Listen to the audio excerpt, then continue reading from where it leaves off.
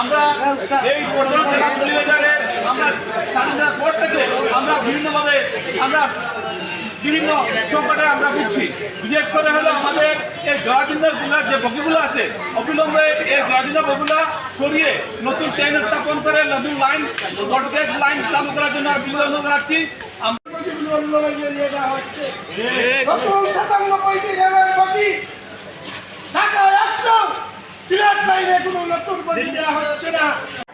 আমরা নির্যাতিত, আমরা বঞ্চিত, আমরা অবহেলিত। আমরা এই সিলেটবাসী কিসের জন্য এত অবহেলিত আমরা জানতে চাই।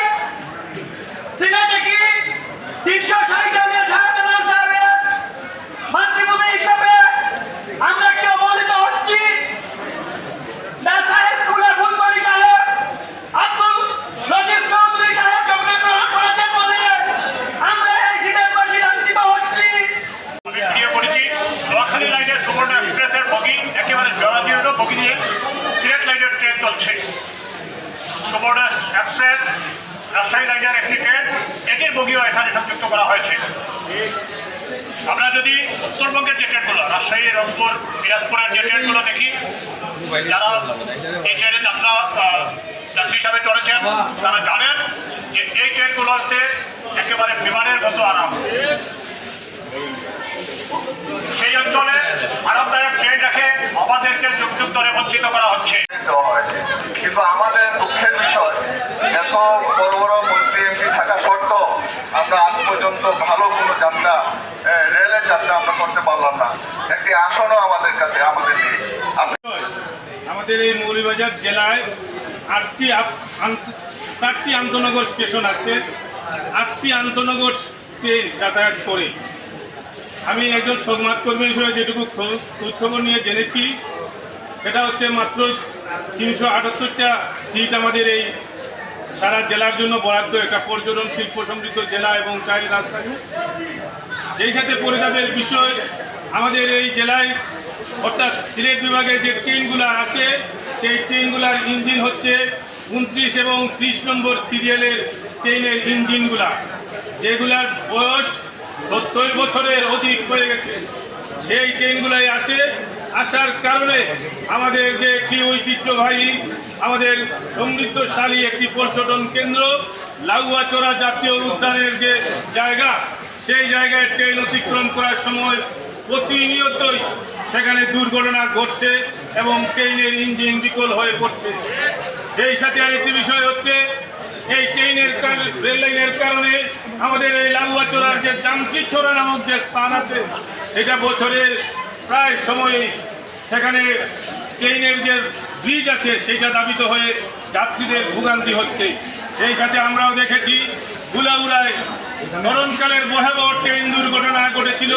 এই ট্রেন দুর্ঘটনার পরে তৎকালীন রেল মন্ত্রী এসেছিলেন মৌলভীবাজারে, আমাদের সাংবাদিকের সাথে কথা বলেছিলেন যে কুলাউড়া রেলওয়ে জংশনের সাথে ঢাকার যোগাযোগকে আরও সমৃদ্ধশালী করবেন এবং ডাবল গেজের লাইন চালু করবেন এবং নতুন নতুন কম্পার্টমেন্ট নিয়ে এখানে ট্রেনকে আরও সমৃদ্ধশালী করবেন।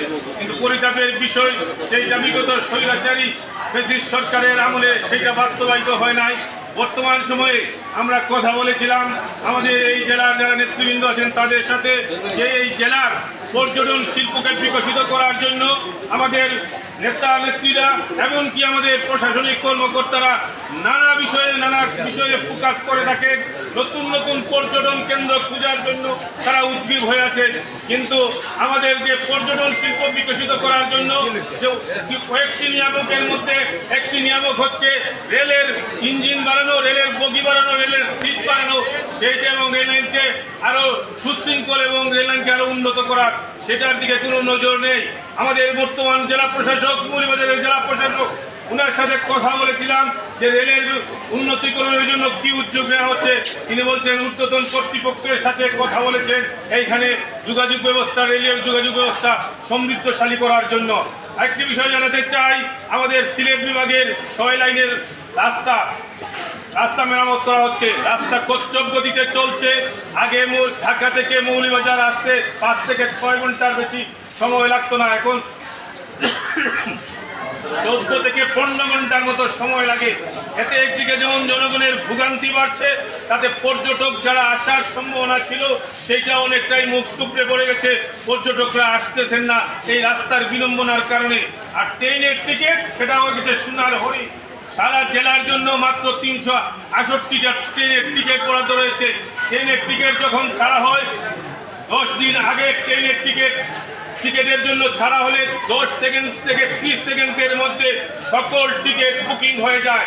কি কারণে, কি অবস্থায় বুকিং হয় আমরা খোঁজ নিয়ে জেনেছি। বিভিন্ন দালাল চক্রের মাধ্যমে এই ট্রেনের টিকিটটা চলে যায়, যার কারণে যারা সাধারণ যাত্রী রয়েছেন, পর্যটকরা যারা রয়েছেন এবং এখানে যারা চাকরিজীবী মানুষ রয়েছেন, তারা পড়েন নানা ভোগান্তিতে।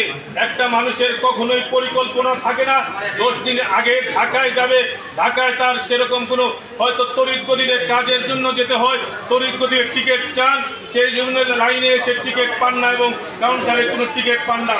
সেখানে কোনো দালাল চক্রের মাধ্যমে টিকিট পাওয়া সম্ভব হয়ে যায়। অর্থাৎ মৌলভীবাজার সহ উলাউড়া, কমলগঞ্জ এবং শমশমনগর যে 4টি রেল স্টেশন রয়েছে, সেই 4টি রেল স্টেশনে আমাদের সোনার টিকিটটা হয়ে গেছে সোনার হরিণের মতো। এই অবস্থায় মৌলভীবাজারের যে অবস্থা রয়েছে সেটা অত্যন্ত বেদনাদায়ক। এই হচ্ছে, আমি আমার কথা বলছি না কারণ এখন আমার প্রতিষ্ঠান দেশ টিভিতে আমি লাইভে সংযুক্ত হব। সবাইকে ধন্যবাদ, কোথায় অসুখ করে মাফ করবেন।